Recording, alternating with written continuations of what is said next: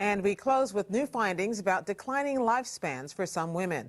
Those come from a pair of new studies. The first reported that in 43% of the nation's counties, many of them in the South and the West, more women 75 and younger are dying sooner.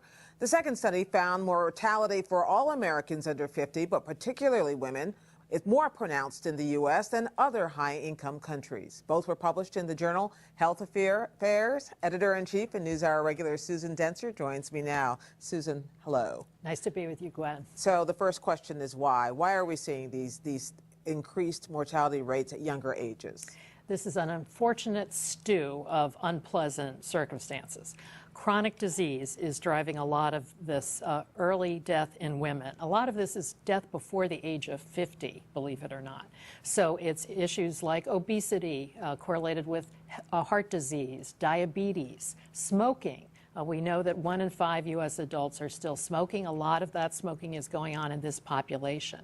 Unintentional injuries, traffic accidents, and drug overdoses, particularly prescription drug abuse, emerging now in the data as another big cause of mortality in this population. But at least in one of these studies, one was from the University of Wisconsin, one was from the University of Washington, at least in one they said that male mortality figures were holding steady. Why aren't men more affected? Well, it's been true over time that female life expectancy is generally longer than male life expectancy anyway. So it's not as if the situation is completely rosy for men. And it is true in the David Kindig's study from the University of Wisconsin that in 3% of U.S. counties, male mortality also is rising. So the men aren't held harmless here. But the big effect has been in women, and particularly since we've been expecting women's life expectancy to be longer, what we now see is that for women in particular with less than 12 years of education, so women who did not make it out of high school, their life expectancy has actually fallen by 4 years since 1990.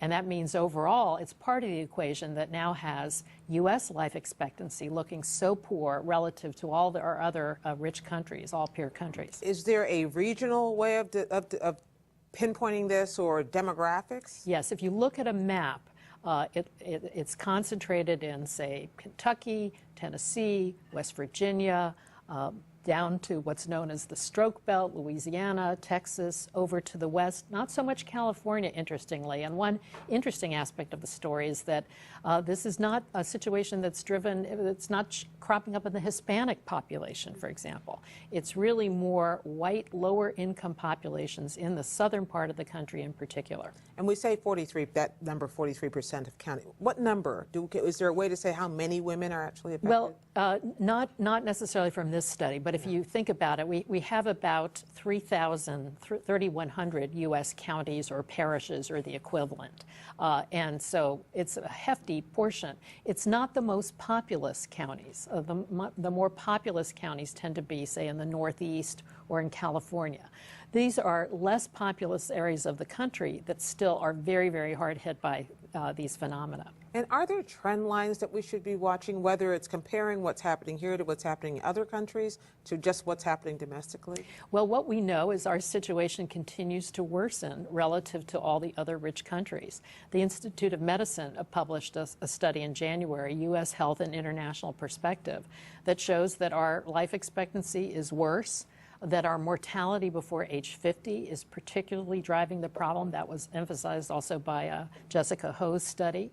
If you compare the years of life that Americans lose before the age of 50 relative to the average of all the other rich countries, we're double. We lose double the amount of life before age 50 of these other countries. Is there a way to pinpoint when this slide began? Is this something that's brand new, or is this something that we've been able to document over time? We've been seeing this crop up in the data starting in the late 80s and early 1990s.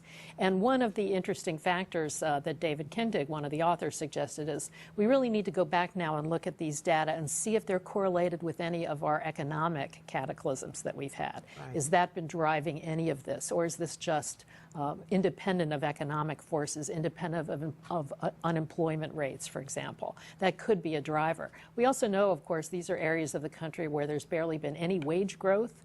to speak of for many years, and we need to start to tease it across all of these economic and social factors that are driving this. So there's an assumption somewhere in this that if you dig deep enough, you may find that the reason why it happens in certain counties and not in others is that these people who maybe don't have the resources may be eating a worse diet, may be more likely to smoke, may engage in behaviors that you might not do if you were more prosperous. And we know that these social and economic determinants of health, as they are extremely powerful and usually are driving differences in health status, and it's most likely that that's the case here.